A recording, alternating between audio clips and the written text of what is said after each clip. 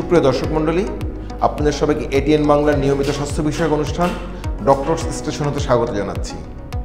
আজ আমরা আলোচনা করব সিওপিডি বা ক্রনিক অবস্ট্রাকটিভ পালমোনারি ডিজিজ নিয়ে, এবং এই বিষয়ে কথা বলার জন্য স্টুডিওতে আমাদের সঙ্গে আজ অতিথি হিসেবে আছেন ডাক্তার হোসনে সাদাত পাটোয়ারি, সহকারী অধ্যাপক রেসপিরেটরি মেডিসিন বিভাগ, চট্টগ্রাম মেডিকেল কলেজ। আপনাকে স্বাগত জানাচ্ছি। ভালো আছেন? হ্যাঁ, ভালো আছি। তাহলে আমরা সরাসরি আলোচনায় প্রবেশ করি। অবশ্যই। যেমনটা আমি দর্শকদের বলছিলাম যে আজ আমরা সিওপিডি নিয়ে আলোচনা করব। সিওপিডি বলতে আমরা আসলে কোন ধরনের রোগগুলোকে বোঝাই? আচ্ছা, সিওপিডি হচ্ছে ফুসফুসের একটি রোগ, আর সিওপিডি হচ্ছে ক্রনিক অবস্ট্রাকটিভ পালমোনারি ডিজিজ। আমরা যদি পুরো রোগটাকে এভাবে বলি, তো সিওপিডি রোগে আসলে ফুসফুসের বিশেষ করে ফুসফুসের যে শ্বাসনালী, যেটা শ্বাসনালী এবং যে বায়ুথলি দুটোই এফেক্টেড হতে পারে। তো এর মধ্যে যে সিওপিডিকে আমরা আবার দুইটা রোগ দিয়ে ডিসক্রাইব করি। একটি হচ্ছে ক্রনিক ব্রনকাইটিস, আর একটা হচ্ছে এমফাইসেমা। তো কারো কারো দেখা যায় ক্রনিক ব্রনকাইটিসের প্রবণতা বেশি থাকে, আবার কারো কারো দেখা যায় এমফাইসেমার প্রবণতা বেশি থাকে।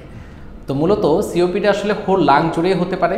এর মধ্যে আপনার শ্বাসনালীতেও যেমন সমস্যা হতে পারে ক্রনিক ব্রনকাইটিসের ক্ষেত্রে, এছাড়াও ফুসফুসে যখন বায়ুথলিকে ইনভলভ করে তখন তাকে আমরা এমফাইসেমা বলি। হ্যাঁ, এই রোগ দুটো সম্বন্ধে আপনার কাছে আমরা জানবো। তা রোগ দুইটা যে বললেন, এমফাইসেমা বা ব্রঙ্কাইটিস, এটা কাদের বেশি হয়?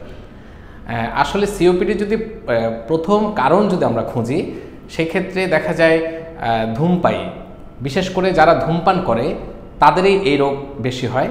এবং আমরা সিওপিডি যে কোনো রোগীর ক্ষেত্রে অনেক সময় দেখা যায় প্রথম যে হিস্ট্রিটা নিই, সেখানে দেখা যায় ধূমপানের হিস্ট্রিটা মেনলি নিয়ে থাকি। এছাড়াও যারা পলিউশনের মধ্যে কাজ করে, আপনি জানেন যে আমাদের দেশের অনেক রাস্তাঘাট আমরা বের হলে কিন্তু পলিউশন, অনেক ধুলোবালিতে অনেকে কাজ করতে হয়।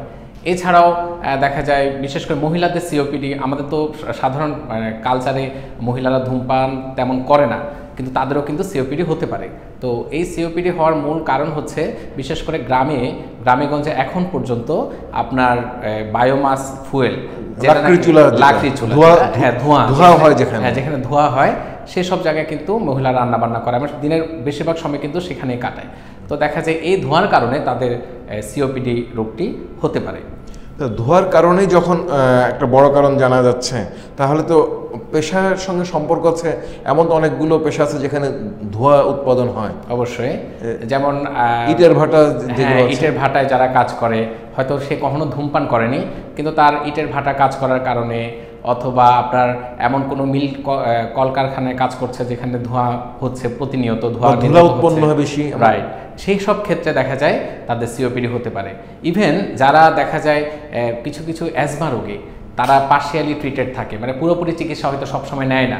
তো ওই সব রোগীরাও কিন্তু অনেক সময় দেখা যায় আপনার দীর্ঘমেয়াদী অ্যাজমার রোগটা সিওপিডিতে টার্ন নিতে পারে। এবং আরেকটি কথা দর্শকদের বলে রাখা ভালো, যে যারা বিশেষ করে সিওপিডি লেবেল করার জন্য, আমরা একটা পেশেন্ট সিওপিডি সেটা বলার জন্য অবশ্যই তার বয়সের একটা বার থাকে। দেখা যায় 35 to 40 ইয়ার্সের পরেই কিন্তু সিওপিডি রোগটি বেশি হয়। এর আগে পর্যন্ত আমরা সিওপিডি খুব বেশি লেবেল করি না, কারণ অন্য অন্য কারণে কিন্তু তার শ্বাসকষ্ট হতে পারে। এখন এই যে সিওপিডির কথা বললেন পেশার সঙ্গে, আমাদের অনেকেই, আমরা যাদের রাস্তায় বের হতে হয়, আমরা কিন্তু তারাও আর একভাবে এই ধোঁয়া দ্বারা আক্রান্ত হচ্ছি, অবশ্যই পেশা ছাড়াও। রাইট, এবং এটা আসলে খুবই, যে গাড়ির যে কালো ধোঁয়া যেগুলো, সেগুলো সিওপিডির জন্য কতখানি দায়ী? হ্যাঁ, মানে এটা আসলে এটা একটা সবার জন্য বার্তা, যে যারা ধূমপান করে না, যারা হয়তো নিজেকে অনেক সেভ করেই চলতে চাচ্ছি, তারাও কিন্তু সিওপিডিতে আক্রান্ত হতে পারে। এই যে আমরা গাড়ির ধোঁয়া, প্রতিনিয়ত আমরা গাড়ির ধোঁয়া আমরা রাস্তায় বের হলে পাচ্ছি, এবং পরিবেশের যে দূষণ, এটা তো আছেই। তো এই কারণে দেখা যায় যে কেউ যে কোনো বয়সে, হয়তো বিশেষ করে পরিণত বয়সে গিয়ে সিওপিডিতে আক্রান্ত হতে পারে। অর্থাৎ সিওপিডি এমন একটা রোগ যার জন্য অনেকাংশে আমরা মানুষেরাই দায়ী, আমরা নিজেরাই দায়ী, নিজেরাই রোগটাকে আমরা নিজেদের শরীরে পৌঁছে দিচ্ছি। মানুষের দায় ছাড়া কি সিওপিডি হতে পারে কোনো বংশগত কোনো কারণে? হ্যাঁ, সিওপিডি অনেক সময় দেখা যায় একটা কারণ আছে, যেমন আলফা-1 অ্যান্টিট্রিপসিন ডেফিসিয়েন্সি বলি, এটা অল্প বয়সেও কিন্তু অনেক পেশেন্ট সিওপিডিতে আক্রান্ত হতে পারে। তবে এই বিষয়টি খুব রেয়ার পেশেন্টের ক্ষেত্রে আমরা সচরাচর দেখা যায় না। খুব কম বয়সীদের ক্ষেত্রে দেখা যায় আপনার আলফা-1 অ্যান্টিট্রিপসিন ডেফিসিয়েন্সির জন্য সিওপিডি হতে পারে। এখন আপনি আলোচনার শুরুতে বলছিলেন যে সিওপিডিতে বায়ু যে রাস্তা, আমাদের শ্বাসনালীর যে রাস্তাটা, সেটা যদি কোনো কারণে সংকুচিত হয়ে যায় বা বাতাস যদি ঠিকমতো পৌঁছাতে না পারে, অ্যাজমা তো অনেকটা সেই রকমই হয়, যে বাতাস পৌঁছাতে পারছে না, তাহলে এই দুইটা আবার আলাদা কি নাকি একই রোগ? অ্যাজমা আর সিওপিডি একই? অ্যাজমা এবং সিওপিডি দুইটাই ভিন্ন রোগ, কিন্তু তাদের যে কনসিকুয়েন্স, তাদের যে ফলাফল অনেকটা একই রকম মিলে যায় অনেক কিছু। যেমন আপনার অ্যাজমা কিন্তু এয়ারওয়ে হাইপার রেসপন্সিভ, মানে আপনার যে শ্বাসনালী, সেখানে যে কোনো একটা অ্যালার্জেন গিয়ে সেখানে আপনার স্টিমুলেট করতে পারে, শ্বাসনালীকে প্রদাহ করতে পারে। এই প্রদাহের কারণে রোগীর কিন্তু শ্বাসনালী হঠাৎ করে সংকুচিত হয়। যখন সংকুচিত হয়, রোগী কিন্তু শ্বাসকষ্টে ভুগতে থাকে। অনেক সময় মাইল্ড ফর্ম থেকে সিভিয়ার, মানে মৃদু থেকে তীব্র পর্যন্ত শ্বাসকষ্ট হতে পারে। কিন্তু ইন বিটুইন অ্যাটাক, মানে যখন আপনার শ্বাসকষ্ট থাকে না, এর মাঝখানের যে সময়টুকু সে কিন্তু পুরোপুরি সুস্থ থাকে, বিশেষ করে অ্যাজমার ক্ষেত্রে। বাট সিওপিডি একটা ক্রনিক প্রোগ্রেসিভ ডিজিজ, যেটি নাকি অর্থাৎ প্রতিনিয়ত খারাপের দিকেই যাবে। হ্যাঁ, রোগী প্রতিনিয়ত খারাপের দিকে যায়, এবং আরেকটা বিষয়, রোগী সবসময় একটা শ্বাসকষ্টের মধ্যে দিয়েই যেতে থাকে।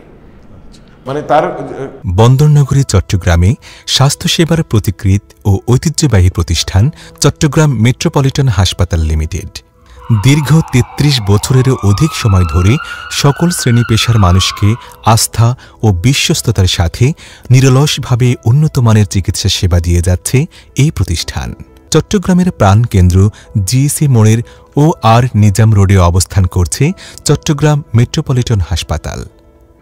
পূর্ণাঙ্গ স্বাস্থ্যসেবা নিশ্চিত করে রোগ নির্ণয়ের জন্য যেমন রয়েছে বিশেষায়িত ল্যাব ও ডায়াগনস্টিক সার্ভিস, তেমনি রোগ নির্ণয় পরবর্তী চিকিৎসা সেবা প্রদানের জন্য রয়েছে হসপিটাল সার্ভিস, হার্ট সেন্টার ও সার্ভিস, এমনকি অত্যাধুনিক RT-PCR এর সমন্বয়ে পূর্ণাঙ্গ চিকিৎসা সেবা, ICU, CCU, HDU, NICU, PICU, CICU, dialysis ward and deluxe cabin, এমনকি দেশে বিদেশে প্রশিক্ষিত ডাক্তারদের কনসালটেশন টিম ও ল্যাব টেকনিশিয়ান। চট্টগ্রাম মেট্রোপলিটন হাসপাতাল limited. Welcome to Southern Medical College and Hospital, which was established 19th January 2005, is approved by Ministry of Health and Family Welfare, affiliated by the University of Chittagong, recognized by the Bangladesh Medical and Dental Council, aiming to give nation a group of luminous medical graduates. Southern Medical College and Hospital have a large green campus situated on 2.5 acres of land. The green scenery and beautiful view is so attractive to patients, students and all visitors. Hospital with 500 bed capacity is also situated in college area, where we can have full range of surgical procedure with operation theatre, recovery room, patient ward and other medical faculties.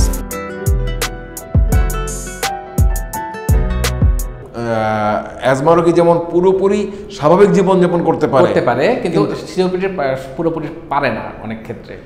তাহলে COPD রোগের উপসর্গগুলো কি কি? COPD রোগীর main যে উপসর্গ সেটা হচ্ছে শ্বাসকষ্ট, যে একটু কাজ করতে গিয়ে সে হাঁপিয়ে যাচ্ছে, একটু হালকা সিঁড়ি পাওয়ার পরে সে শ্বাসকষ্ট শুরু হচ্ছে।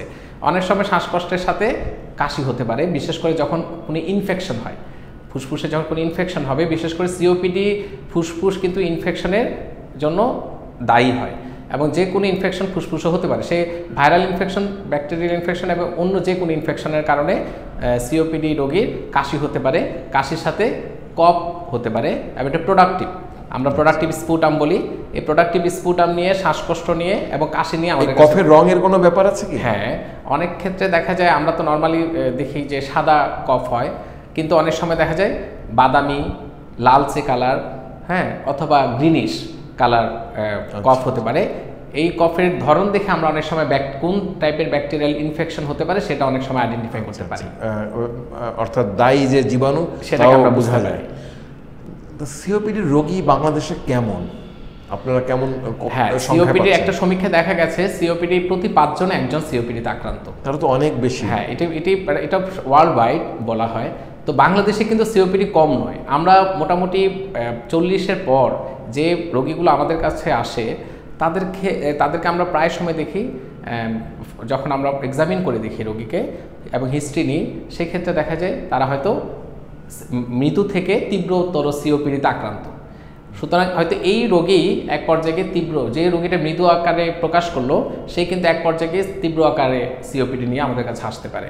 তো সিওপিডি নেহাত কম না, প্রচুর পেশেন্ট।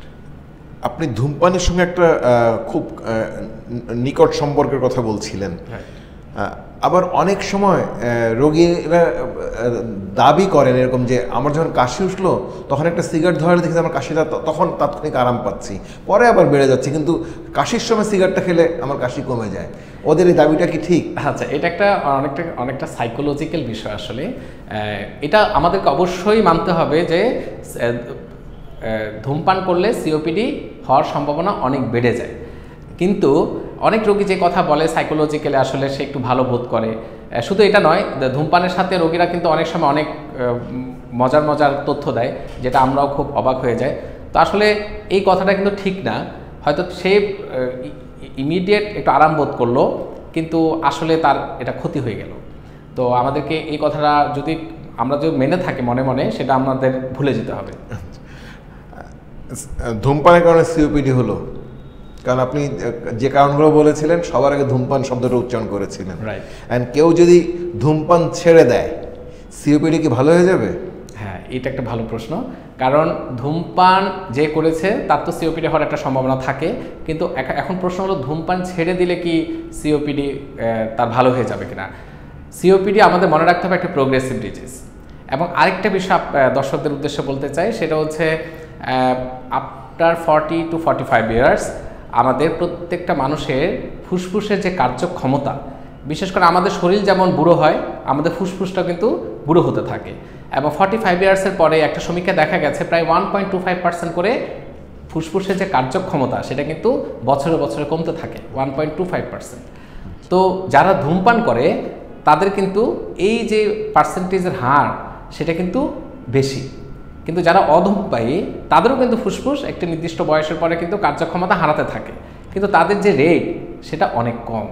তো এই ক্ষেত্রে ধূমপায়ীদের ক্ষেত্রে ফুসফুসের কার্যক্ষমতা হারাতে থাকে খুব দ্রুত, এবং ডিজিজটা বয়সের কারণে এবং প্রিভিয়াসলি সে যে ধূমপান করেছে সেটার কারণে আলটিমেটলি ফুসফুসের কার্যক্ষমতা কমতে থাকে। তো পুরোপুরি ভালো হয় না, কিন্তু রোগের যে প্রসেস এটাকে ধীর গতি করা যায়। মানে আমরা এর চেষ্টা করি ওষুধ দিয়ে এবং রোগীকে অন্যান্য সেবা দিয়ে যেন রোগের যে প্রসেস সেটাকে যেন আমরা একটু ধীর গতি করতে পারি, সেটাই আমাদের লক্ষ্য থাকে। তাহলে উপসর্গগুলো জানলাম আমরা, কারণও জানলাম, কিন্তু নিশ্চিত হওয়ার জন্য কি ধরনের পরীক্ষা নিরীক্ষা করতে হয়? খুব কি ব্যয়বহুল পরীক্ষা করতে হয়, নাকি সাধারণ পরীক্ষা নিরীক্ষা, নাকি শুধুমাত্র উপসর্গ দিয়ে রোগটা নিরূপণ করা যায়? হ্যাঁ, আমরা আসলে প্রথমে রোগী যখন আসে তখন রোগীর হিস্ট্রি, উপসর্গগুলো শুনি এবং সব কিছু মিলিয়ে অনেক সময় আমরা ক্লিনিক্যালিও ডায়াগনোসিস করে ফেলতে পারি। তো এরপরও আমাদের কিছু সাপোর্ট দরকার হয়, কিছু পরীক্ষা নিরীক্ষার দরকার পড়ে। তো পরীক্ষার মধ্যে আমরা যদি অনেক সময় দেখা যায় সিম্পল একটা বুকের একটা এক্স রে যদি করি, এক্স রে তো অনেক সময় বোঝা যায়। বিশেষ করে এমফাইসেমা যে ভ্যারাইটি, যেটা আমরা বললাম যে সিওপিডি দুইটা ভাগ আছে, একটা ক্রনিক ব্রঙ্কাইটিস, একটা এমফাইসেমা। যাদের এমফাইসেমা আছে তাদের ক্ষেত্রে দেখা যায় আমরা এক্স রে দেখে অনেকটা ধারণা করতে পারি যেটি সিওপিডি। এছাড়াও আমরা আরেকটি পরীক্ষা আছে যেমন স্পাইরোমেট্রি একটা পরীক্ষা আছে। স্পাইরোমেট্রি করলে আমরা অবস্ট্রাকটিভ অথবা রেস্ট্রিকটিভ এটা আমরা নিজেরা দেখলে বুঝতে পারি।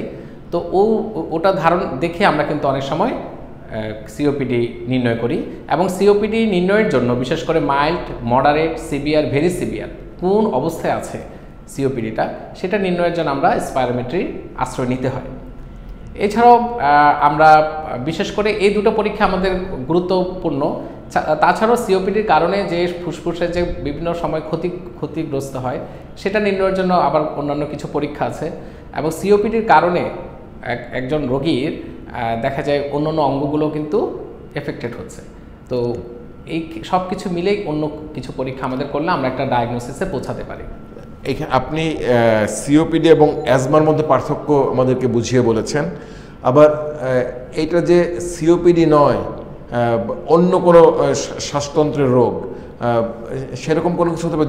ধরা যাক আমার যক্ষা হলো, আমি যক্ষা এবং সিওপিডির মধ্যে কোনো পার্থক্য আছে নাকি একই রকমভাবে উপস্থাপন করতে পারে তার উপসর্গগুলো? হ্যাঁ, সেখানে যক্ষা রোগের তো আসলে কোনো বয়স নেই, যক্ষা সবার হতে পারে। তো সিওপিডি আমরা একটা বলেছিলাম একটা বার আছে, বয়সের একটা বার রয়েছে। এছাড়া 40 বছর বয়স, 40 বছর একটা বয়স থাকে। আর যক্ষা রোগীর ক্ষেত্রে যেটা হয়, কাশি হচ্ছে, তারপরে শ্বাসকষ্টটা অনেক দেরিতে আসতে পারে যক্ষা রোগীর, কিন্তু কাশি, ক্রনিক কফ, হ্যাঁ, তারপর কাশির সাথে পেশেন্টের জ্বর থাকবে। এবার জ্বরটা তীব্র জ্বর না, খুব মৃদু আকারের জ্বর, এবং এটা একটা নির্দিষ্ট টাইম থাকবে। অনেক সময় দেখা যায় সন্ধ্যার পরে জ্বর আসে, রোগীরা বলে যে আমার সন্ধ্যার পর জ্বর থাকে, সকালের দিকে কোনো জ্বর নেই। এছাড়াও ওজন কমতে থাকে এবং খাওয়ায় প্রচণ্ড অরুচি থাকে। তো এই সব কিছু মিলিয়ে, এবং আরেকটা হিস্ট্রি আমাদের খুব বেশি নিতে হয়, সেটা হচ্ছে কোনো কন্ট্যাক্টের হিস্ট্রি আছে কিনা। মানে যক্ষার ক্ষেত্রে অনেক সময় দেখা যায় আশেপাশে কেউ যক্ষা রোগে আক্রান্ত ছিল হয়তো। তো এই সব কিছু মিলিয়ে আমরা কিন্তু যক্ষা রোগটা নির্ণয় করি। আর পরীক্ষা নিরীক্ষাও যে বুকের যে একটা এক্সরে করলাম, সিওপিডি হোক অথবা যক্ষা রোগী হোক, এক্সরে আমাদেরকে একটা অনেক বড় একটা ধারণা দেয়। তার যক্ষার ক্ষেত্রে আমরা দেখা যায় কিছু কিছু ক্ষেত্রে একটা নির্দিষ্ট প্যাচি অপাসিটি বলে, সেটা আমরা দেখতে পাই। এছাড়াও আমরা স্পুটাম, আমরা কফের যদি পরীক্ষা করি, সেক্ষেত্রে আমরা যক্ষাটা খুব সহজে নির্ণয় করতে পারি। সিওপিডি রোগীর ক্ষেত্রেও আমরা কফ পরীক্ষা করি, অনেক সময় যক্ষাটাকে এক্সক্লুড করার জন্য, মানে বাদ দেওয়ার জন্য। এছাড়াও আমরা সিওপিডির ক্ষেত্রে দেখা যায় কফ অন্য কারণে পরীক্ষা করি, যেমন কোন ব্যাকটেরিয়া দিয়ে তার ফুসফুসটা আক্রান্ত হয় এবং সেটি কোন ওষুধে কাজ করবে, এটি sputum for culture and sensitivity বলে। সেটা বন্দরনগরী চট্টগ্রামে স্বাস্থ্যসেবার প্রতিকৃত ও ঐতিহ্যবাহী প্রতিষ্ঠান চট্টগ্রাম মেট্রোপলিটন হাসপাতাল লিমিটেড। দীর্ঘ ৩৩ বছরেরও অধিক সময় ধরে সকল শ্রেণী পেশার মানুষকে আস্থা ও বিশ্বস্ততার সাথে নিরলসভাবে উন্নতমানের চিকিৎসা সেবা দিয়ে যাচ্ছে এই প্রতিষ্ঠান। চট্টগ্রামের প্রাণকেন্দ্র জিএসি মোড়ের OR নিজাম রোডে অবস্থান করছে চট্টগ্রাম মেট্রোপলিটন হাসপাতাল। পূর্ণাঙ্গ স্বাস্থ্যসেবা নিশ্চিত করে রোগ নির্ণয়ের জন্য যেমন রয়েছে বিশেষায়িত ল্যাব ও ডায়াগনস্টিক সার্ভিস, তেমনি রোগ নির্ণয় পরবর্তী চিকিৎসা সেবা প্রদানের জন্য রয়েছে হসপিটাল সার্ভিস, হার্ট সেন্টার ও সার্ভিস, এমনকি অত্যাধুনিক RT-PCR এর সমন্বয়ে পূর্ণাঙ্গ চিকিৎসা সেবা, ICU, CCU, HDU, NICU, PICU, CICU, dialysis ward and deluxe cabin, এমনকি দেশে বিদেশে প্রশিক্ষিত ডাক্তারদের কনসালটেশন টিম ও ল্যাব টেকনিশিয়ান। চট্টগ্রাম মেট্রোপলিটন হাসপাতাল limited. Welcome to CSCR Hospital, a one-stop health service for all.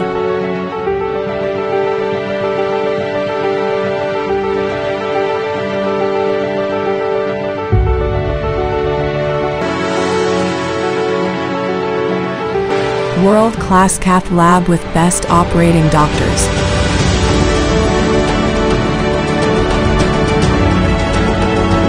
Port scan, X-ray, and many more.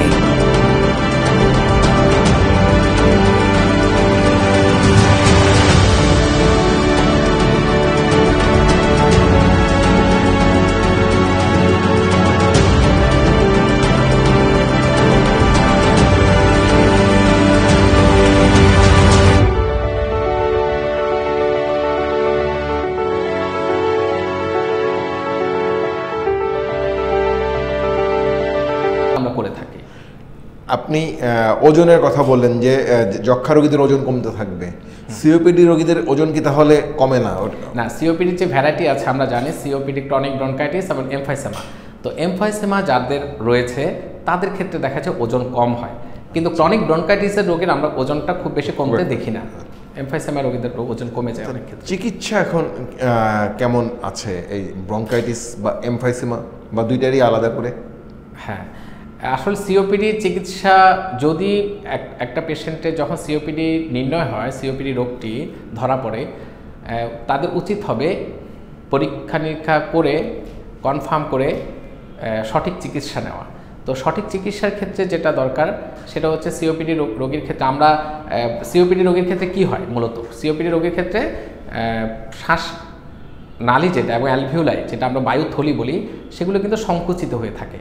তা আমাদের target চিকিৎসা কি? টার্গেট চিকিৎসা হচ্ছে আমাদের অ্যালভিওলাইগুলো বা ফুসফুসের যে বায়ুথলি সেটিকে খুলে রাখা, হ্যাঁ, ডাইলেটেশন বলি। আর অ্যাজমা রোগের ক্ষেত্রে আমরা সেখানে প্রদাহ হয়, ইনফ্লামেশন, তাহলে আমরা অ্যান্টি ইনফ্লামেশন আমরা চাই যেন প্রদাহটা কমানো যায়।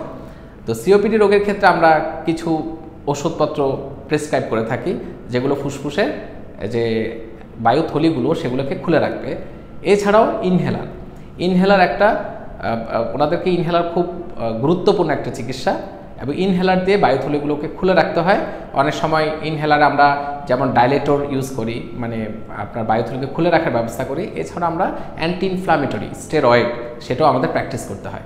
আবার আরেকটা বিষয়, সিওপিডি রোগীর ক্ষেত্রে যেহেতু ইনফেকশনের চান্স অনেক বেশি থাকে, তাদেরকে দেখা যায় অ্যান্টিবায়োটিক চিকিৎসাটাও খুব বেশি গুরুত্বপূর্ণ। অনেক সময় অ্যাজমা রোগী আমাদের কাছে আসলে আমরা হয়তো অ্যান্টিবায়োটিক চিকিৎসাটা দেই না, বাট সিওপিডি রোগীর ক্ষেত্রে অ্যান্টিবায়োটিক দেওয়াটা খুবই গুরুত্বপূর্ণ। আপনি অনেকগুলো চিকিৎসার কথা বললেন, কিন্তু সিওপিডি চিকিৎসা কি পুরোপুরি ভালো হয়ে যায়? হ্যাঁ, সেটাই কথা, যে নিয়ন্ত্রণে রাখতে হবে।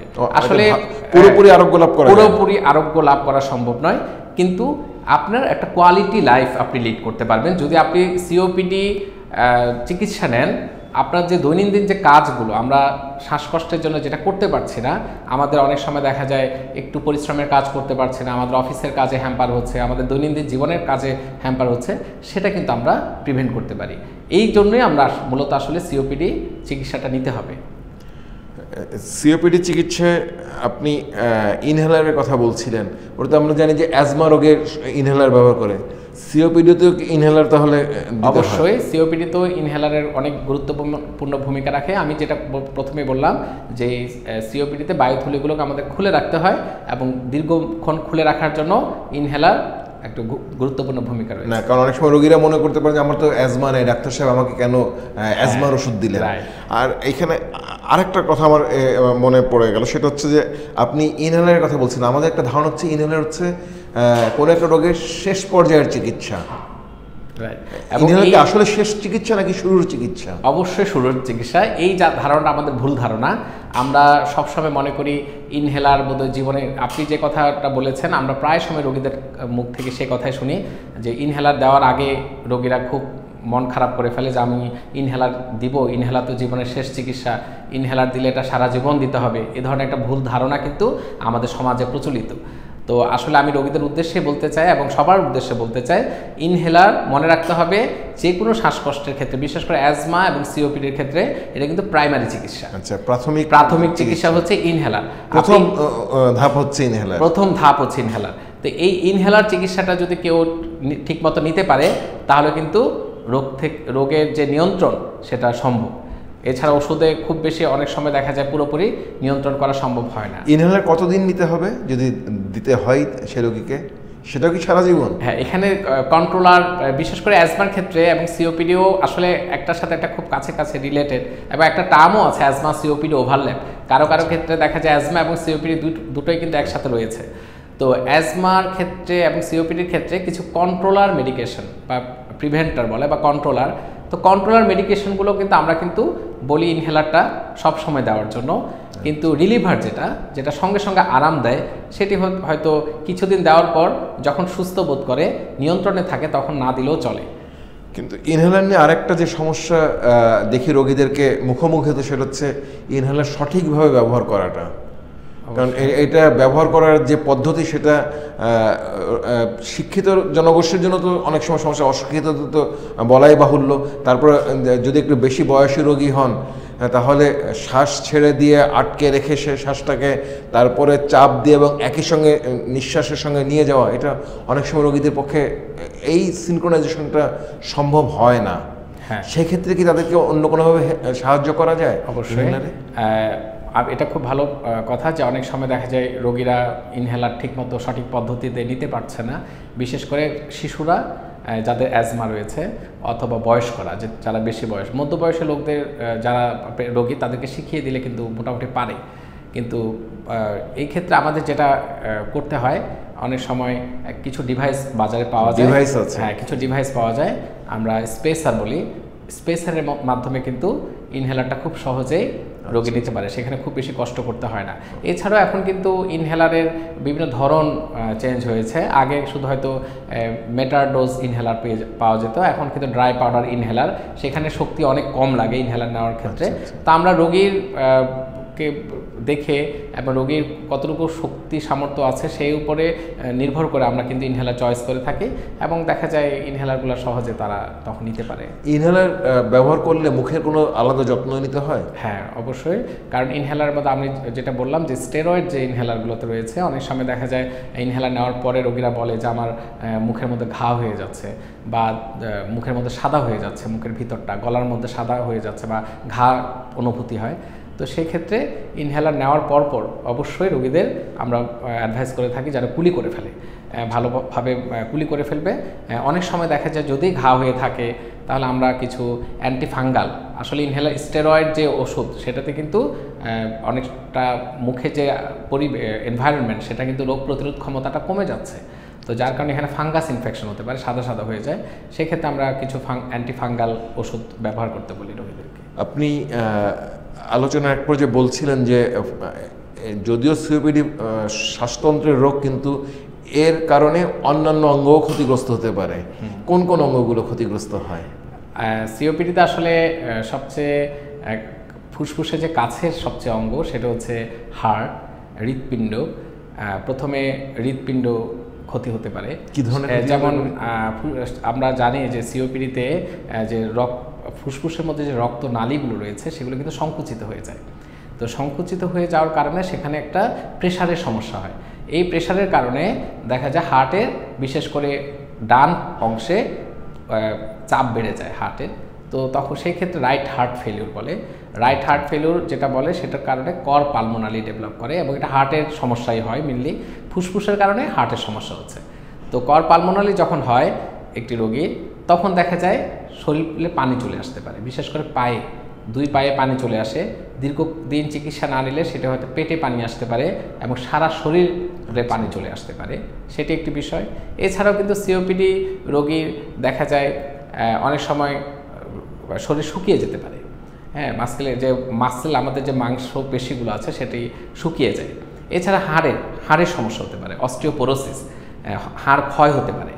হ্যাঁ, তো প্রত্যেকটা, এবং অনেক সময় কিডনির যে পারফিউশন, মানে রেনাল যে মানে কিডনিতে যে রক্ত চলাচল সেটাও কিন্তু কমে যেতে পারে, কারণ সিওপিডিতে সবসময় অক্সিজেন ডেফিসিয়েন্সি থাকে, অক্সিজেনের ঘাটতি তৈরি হয় শরীরে।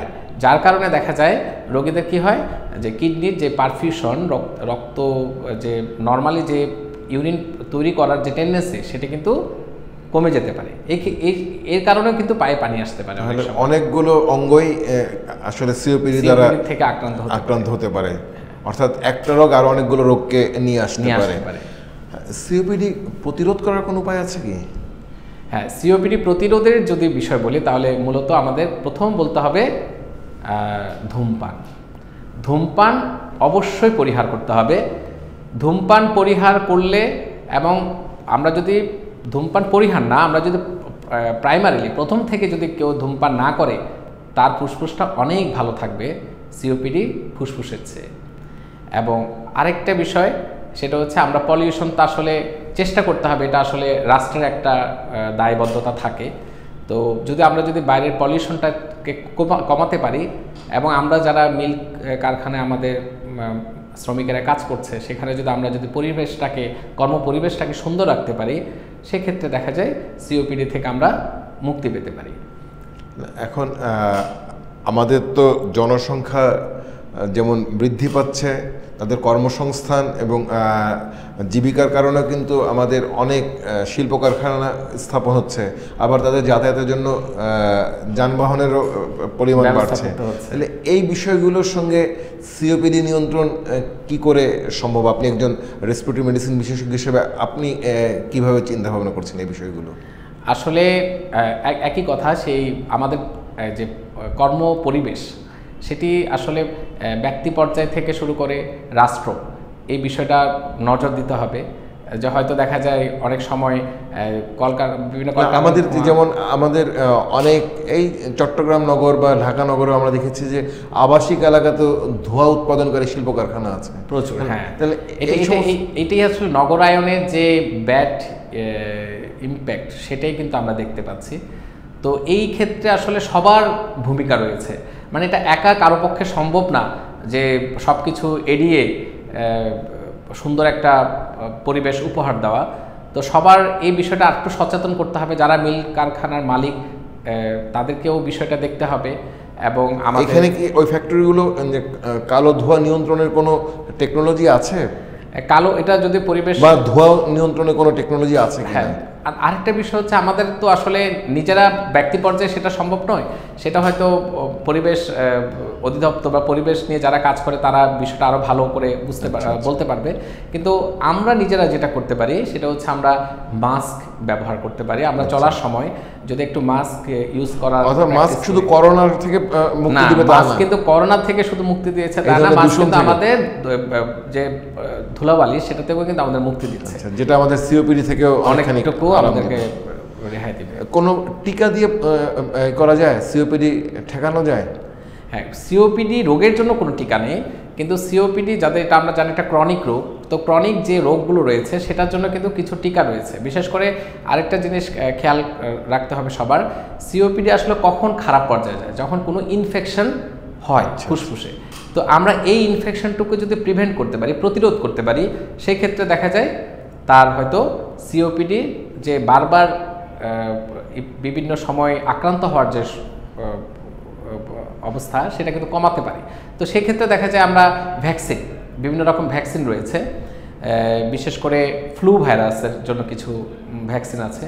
এছাড়া আমরা কিছু ব্যাকটেরিয়াল ইনফেকশন, নিউমোকক্কাল ভ্যাকসিন বলি, এই ভ্যাকসিনগুলো যদি আমরা দেই দেখা যায় রোগীরা কিন্তু অনেক ক্ষেত্রে বিভিন্ন সময়ে যে ইনফেকশনের যে প্রবণতা সেটা কিন্তু কমে যায়। আপনাকে অসংখ্য ধন্যবাদ। এটা এমন একটি বিষয় যেটা নিয়ে আরও অনেক কিছু জানার সুযোগ ছিল, কিন্তু সময় সীমাবদ্ধতার জন্য আমাদের এখানে থামতে হচ্ছে। আপনার প্রতি কৃতজ্ঞতা। আপনাকেও ধন্যবাদ, এটিএন বাংলাকেও ধন্যবাদ। সুপ্রিয় দর্শক মণ্ডলী, এতক্ষণ আমরা রেসপিরেটরি মেডিসিন বিশেষজ্ঞ ডক্টর হোসনে সাদাত পাটোয়ারির কাছ থেকে সিওপিডি সম্বন্ধে বিস্তারিত জানলাম। সিওপিডি বলতে আমরা ক্রনিক ব্রঙ্কাইটিস এবং এমফাইসিমা রোগ দুটোকেই জানি, যদিও এটা অনেক সময় আমরা অ্যাজমার সঙ্গেও অনেক সময় ভুল করে ফেলি, আবার এটা অনেক সময় কাছাকাছিও চলে আসে বা একই সঙ্গে হতে পারে। কিন্তু যাই হোক না কেন, তার কারণের মধ্যে যেটা জানলাম এটা অনেকাংশেই মনুষ্য সৃষ্ট। আমাদের বদ অভ্যাসের কারণে হোক বা আমাদের পরিবেশ দূষণের কারণে হোক, আমরা নিজেদের এই রোগটাকে আমরা আক্রান্ত করছি নিজেরাই। তাই সিওপিডি যদি একবার হয়ে যায়, এটা দিনে দিনে শুধু সামনের দিকে এগোবে, এটা আর পিছিয়ে আনানো যায় না। বড়দের একটা পর্যায়ে থামিয়ে রাখা যাবে, কিন্তু পুরোপুরি ভালো কিন্তু হওয়া সম্ভব না। তাই সবচাইতে বুদ্ধিমত্তার পরিচয় হবে সিওপিডি হতে না দেওয়া, এবং হতে না দেওয়ার ক্ষেত্রে